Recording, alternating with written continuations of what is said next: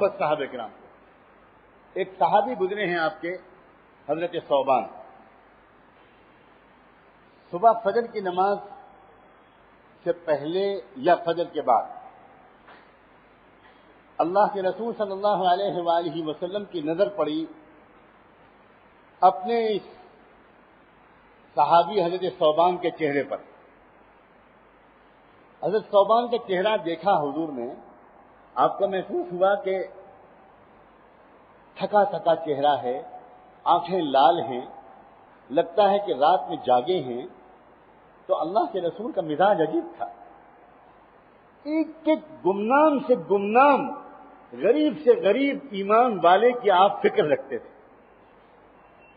ایسا نہیں تھا کہ آپ چوتھے آسمان پر رہتے ہوں, یہ مزاج آپ کا نہیں تھا.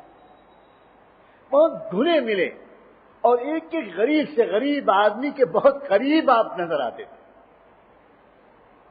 میں درمیان میں ایک واقعہ سناؤں. ایک بڑھیا حبشن بڑھیا غریب یہ مسجد نبوی میں جھاڑو دیا کرتی تھی. ایک دن اللہ کے رسول نے دیکھا کہ وہ بڑی بھی نظر نہیں آ رہی. آپ نے پوچھا کہ آج بڑی بھی نظر نہیں آ رہی, وہ بڑھیا کہاں ہے؟ تو لوگوں نے کہا کہ اللہ کے رسول رات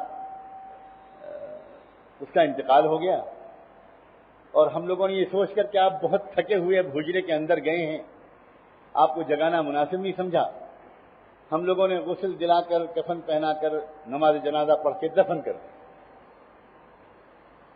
اللہ کے رسول صلی اللہ علیہ وسلم کو بڑا صدمہ ہوا, بڑا غم ہوا. آپ نے فرمایا کاش تم مجھے بتا دیتے, دلونی علی قبرہا, مجھے ذرا قبرستان میں اس کی قبر تک لے چلو, کہاں پر قبر ہے. اور آپ صبح کی نماز کے بعد قبرستان تشریف لے گئے اور اس کی قبر کے پاس کھڑے ہو کر آپ نے نماز جنازہ پڑھی.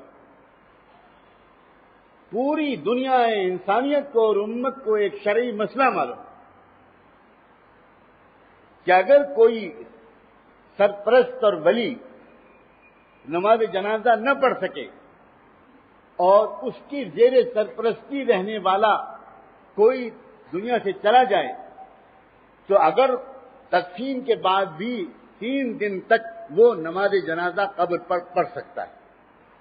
اللہ کے رسول صلی اللہ علیہ وسلم پوری امت کے سرپرست ہیں, تو آپ نے اس قبر پر جا کر نماز جنازہ پڑھنا ضروری سمجھا, اور اس طرح ہمیں اور آپ کو دکھایا کہ تم جس کو معمولی اور غریب سمجھتے ہو, ٹوٹا پھوٹا اور ایک خادمہ بڑھیا سمجھتے ہو, رحمت دو عالم محمد رسول اللہ کے نزدیک اس کا مقام بھی کیا ہے. چنانچہ حضرت ثوبان کو آپ نے اس پریشان حالت میں دیکھا تو آپ نے پوچھا ثوبان مالک, کیا ہوا تم کو؟ تو ثوبان نے جواب دیا فدا کہ ابھی و امی یا رسول اللہ, میرے ماں باپ آپ پر قربان ہوئے اللہ کے رسول, میں بالکل بخیریت ہوں. کل صرف اتنا ہوا تھا کہ میں کہیں کام سے گیا تھا اور اندازے کے مقابلے میں مجھے زیادہ دیر لگ گئی, اور وہاں کے لوگوں نے مجھ سے کہا کہ دیکھو اب تم شام کو مت جاؤ, اندھیرا ہے, راستے میں جانور ہیں, فاصلہ زیادہ ہے, تم رات میں یہاں آرام کر لو, صبح کو چلے جانا. اے اللہ کے رسول, جس دن سے کلمہ پڑھا ہے اور آپ کے قدموں میں مجھ کو جگہ ملی ہے, یہ پہلی رات تھی جو آپ سے دور گزری تھی. میں بتا نہیں سکتا کہ میرے یہ رات کیسے گزری ہے. میں تڑپتا رہا یہاں تک کہ مجھ سے برداشت نہ ہوا. رات گزرنے میں کافی وقت باقی تھا, پھر بھی میں گرتا پڑتا بھاگتا ہوا آ گیا. اب اللہ کے رسول آپ کو دیکھ لیا, میں بالکل صحیح مطمئن ہوں, آپ مطمئن ہیں. یہ جو محبت